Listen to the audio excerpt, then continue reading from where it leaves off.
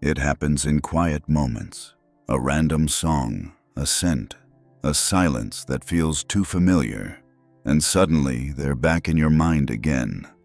You tell yourself it's over, that enough time has passed. But somehow their shadow still moves behind your thoughts like a reflection that refuses to fade. You don't see their face everywhere, yet you feel them. A presence lingering between memories and dreams. Maybe it's not even love anymore. Maybe it's something heavier, quieter. A thought that won't dissolve, no matter how much you distract yourself. You start to wonder if this means something cosmic, if they're thinking about you too, or if it's just proof that the mind has its own gravity. Jung once said that the things we resist the most are the very things that persist. And perhaps this is what he meant. That the person haunting you is not really them, but the part of you that's still unfinished. Because the mind doesn't hold on to people, it holds on to lessons that haven't yet been learned. And until you listen, they'll keep echoing through you like a name whispered in the dark. So tonight, instead of trying to erase them, try asking, what are they still showing me about myself? The answer may be closer and deeper than you think. You keep trying to stop thinking about them, but it's as if your mind refuses to obey. They appear in the smallest moments. When you wash a cup, when a lyric hits too close, when the night feels too long. You don't summon them, yet they come. It feels unfair, almost cruel, how someone can live rent-free in your thoughts while you can't even cross theirs. You've deleted the photos, burned the messages, and still, they linger. It's not an obsession, it's residue. The echo of energy that once had nowhere else to go. Jung said, what you resist not only persists, but grows in size. And maybe that's why the harder you fight to forget, the louder they return. You think the problem is them, but it's not. It's the space inside you they once filled, the silence that now feels unbearable. Because their absence didn't leave emptiness, it revealed it. You keep searching for closure, but what you're really craving is peace, the kind that doesn't depend on whether they reach back. And maybe that peace begins not with forgetting, but with listening. Because when someone won't leave your mind, it's rarely about them. It's about the part of you they awakened. The part is still waiting to be seen. If this feels familiar, you're not broken. You're being invited to understand. If this message speaks to you, don't leave just yet. Subscribe, and let's keep exploring what your mind has been trying to tell you all along. Because what comes next might change how you see every face that still lives quietly inside your thoughts. Jung believed that when someone lives inside your mind, it's rarely because of who they are. It's because they represent a part of you that you've disowned. This is the law of projection. The mind doesn't fall in love with strangers. It recognizes itself in them. When you met that person, something in their presence mirrored a hidden fragment of your psyche. Maybe a warmth you once lost, or a confidence you never had. They didn't give you those qualities. They simply reflected them to you. And that's why you can't stop thinking about them, because your unconscious is still trying to retrieve what it saw. You think it's their absence that hurts, but what really aches is the distance between you and the part of yourself that came alive when they were near. That's the secret Jung hinted at when he said, until you make the unconscious conscious, it will direct your life and you will call it fate. You don't miss their voice. You miss the version of you who felt safe when you heard it. You don't crave their attention. You crave the aliveness you felt when it touched you. And so, the mind keeps replaying every scene, not to torture you, but to remind you where you lost yourself. This is why trying to forget never works. You can't erase a mirror without erasing what it reveals. The only way out is through the reflection, through the ache, through the recognition that what you thought was them has always been you. The next time they appear in your thoughts, don't push it away. Ask quietly, what part of me are you showing me? Because the day you can answer that, they'll stop haunting you. Not because they've disappeared, but because you've finally reclaimed what they once reflected. What makes certain people impossible to forget isn't magic. It's incompletion. The mind hates unfinished stories. It loops through them endlessly, searching for an ending that never came. That's why even years later, your thoughts return to the same place, replaying the same moments as if rewriting them could undo the ache. You think you want them back, but what you really want is resolution. You want the conversation that never happened, the apology that never came, the version of yourself that never got to speak. That's the real addiction, not to love, but to possibility. Jung said that the soul will keep sending us the same lesson until it's learned. The people we can't stop thinking about are the ones who carry that lesson. They mirror the unfinished parts of us, the emotions that never got to breathe. You were never just drawn to them. You were drawn to the healing their presence promised. But the unconscious has its own cruel kindness. It gives us mirrors, not solutions. And when we mistake those mirrors for destiny, we call the wound love. That's why closure rarely comes from contact, because it was never their responsibility to heal what they awakened. It's yours. The energy you keep giving to their memory isn't wasted. It's trying to lead you back to yourself. You think you're chasing a person, but you're really chasing the moment you lost alignment with your own wholeness. That's why detachment feels impossible, because your mind believes forgetting them means forgetting a part of you. But what if letting go isn't erasing them? It's integrating what they represented. What if every memory is a breadcrumb guiding you home to the place you split off from? The truth is, the people who stay on your mind do so because they still live in your story. And the moment you stop trying to end the story and start trying to understand it, that's when the loop begins to dissolve. Don't rush past this realization. The next truth will show you why what you call love may have always been the psyche's way of asking to be whole again. Imagine standing before a mirror that never fogs, no matter how many storms you've walked through. You wipe it, you turn away, you even cover it with a cloth. But when the room goes quiet, you feel its presence behind you. That mirror isn't them. It's you. It's the part of you that once recognized yourself in someone else's eyes and now refuses to disappear. Every thought of theirs is a reflection that asks to be seen. The mirror shows you not their face, but the echo of your own. You love them because for a while, they made your reflection beautiful. They saw the parts of you you'd buried, the playful, the hopeful, the brave. And when they left, those parts seemed to vanish with them. But mirrors don't steal what they reflect. They only remind you that it exists. The reason their image lingers is that you've mistaken the reflection for the source. You've been trying to erase them when what needs to be reclaimed is the self that came alive through them.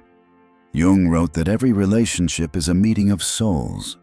Each person becomes the vessel through which we meet ourselves. So when you can't stop seeing their face, it's not because they're haunting you. It's because your soul is asking you to turn back toward your own reflection. The mirror that won't fade isn't punishment, it's guidance. It's showing you where the light went out and where it's waiting to return. You'll know you're healing when you can look into that mirror and no longer flinch. When their memory feels less like a wound and more like a window, one that opens not to the past, but to the part of you that finally learned to stay. Because what you've been searching for in their eyes has always lived behind your own. And when you can face that truth, the mirror won't need to fade. It will finally let you go. There's a silence that follows certain memories, not empty, but alive, like the air after thunder. That's the echo of your own mind trying to speak to you. Every time their name crosses your thoughts, every dream where they return only to vanish again, it's not the universe sending signs. It's your unconscious knocking, asking you to listen. You don't think of them because you can't move on. You think of them because something in you still believes they hold the key to peace. But the truth is, they never did. They were the doorway, not the destination. You've been standing at the threshold, mistaking the echo for a voice that's still calling your name. But echoes don't mean someone's there. They mean you're standing in a space that remembers sound. That space is your heart, still resonating with what it once felt. You don't have to silence it. You only have to understand it. Because the moment you stop fearing the echo, it becomes a guide. It points to where the wound lives and where the healing waits. When you start seeing your memories not as proof of love lost, but as messages from your own depth, everything changes. You realize the person you can't forget was never meant to stay. They were meant to awaken. You're not trapped in the past. You're walking through the sound of it. And as you keep moving, the echo softens. It doesn't vanish. It harmonizes. It becomes part of your rhythm, not your chain. That's how you know you're free. Not when you stop remembering, but when remembering no longer hurts. Because the echo within you isn't calling for them anymore. It's calling for you. There comes a day when the story stops revolving around them. You still remember, but the memory loses its power to bruise. You wake up and realize your first thought isn't their name anymore, but your own breath. That's the quiet threshold between pain and peace. The moment you begin to see what all of this was trying to show you. Jung called it individuation, the return of everything you once gave away. The truth is, no one ever truly leaves you. They only return to where they came from, inside. The people who stay on your mind the longest are the ones who carried parts of you you weren't ready to hold yet. They came to deliver those pieces, even if it meant breaking your heart in the process. You keep waiting for them to come back, not realizing that the one who's supposed to return is you. Every thought that revisits them is an invitation to reclaim something forgotten: courage, softness, self-respect, desire.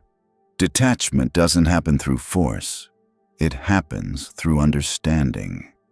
You stop asking, "Why can't I forget them?"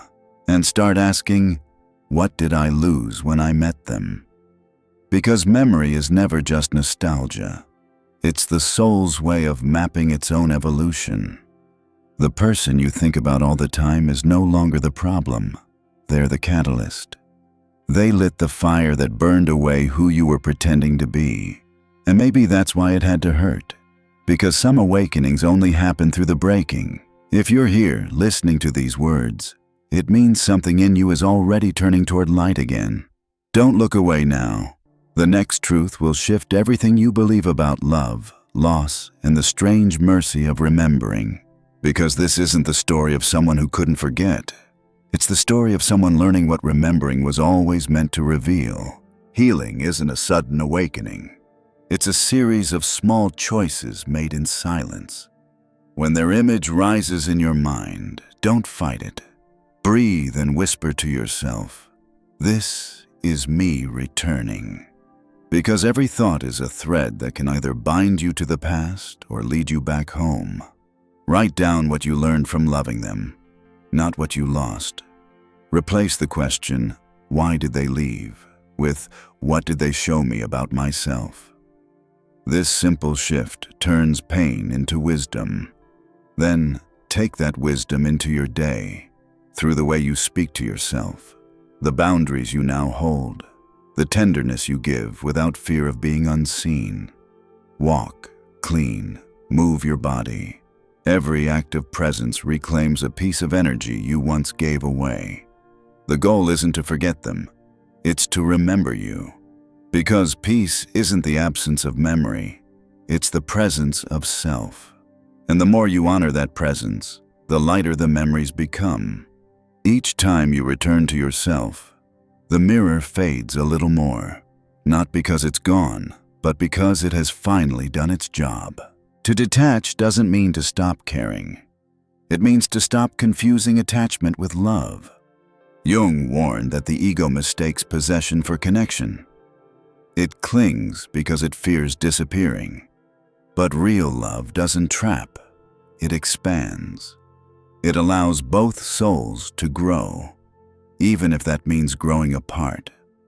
When someone remains on your mind, it isn't punishment, it's integration. The psyche keeps turning toward the lesson until it's fully absorbed. You're not haunted by them. You're haunted by the meaning you haven't yet understood.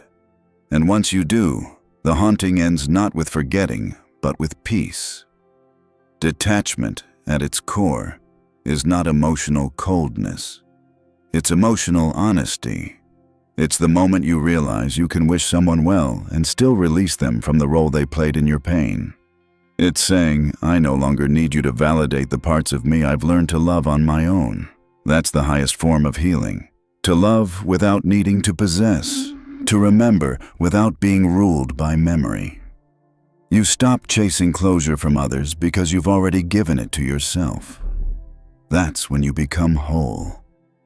And once you reach that place, you understand something Jung hinted at his entire life, that the soul doesn't seek another person to complete it, but to awaken it. When that awakening is complete, the bond dissolves on its own, not with bitterness, but with reverence, because they were never your forever. They were your mirror. And mirrors aren't meant to stay. They're meant to show you the truth, then disappear once you've seen it. If these words found you at the right moment, let them stay a while. And when they're done, let them go. Just as you're learning to let go of everything that was never meant to stay. One night, you'll notice it. The quiet. The kind that doesn't ache anymore. The thoughts still come, but they move like clouds instead of storms. You won't even realize when it happened, only that the gravity has shifted. The mirror no longer pulls. The echo has turned into silence, and the silence feels kind. You'll walk through the same places where you once felt their absence and find something unexpected waiting there. You, whole, steady, breathing in rhythm with the world again. This is what freedom sounds like. Not victory, but peace. You won't need to destroy the past to move forward. You'll simply outgrow it. The people who once haunted you become stories, and the stories become light. You'll remember them, but gently, the way one remembers an old photograph. Not with longing, but with gratitude. Because they were never the ending. They were the awakening. And maybe that's what love was always meant to do. Not to keep you bound, but to bring you back. So when the night is quiet again, don't fill it. Let it hum. Let it breathe. Something in you has come home. Thank you for staying until the end. If these words met you where silence once hurt, stay close. The next story might begin exactly where this one leaves you.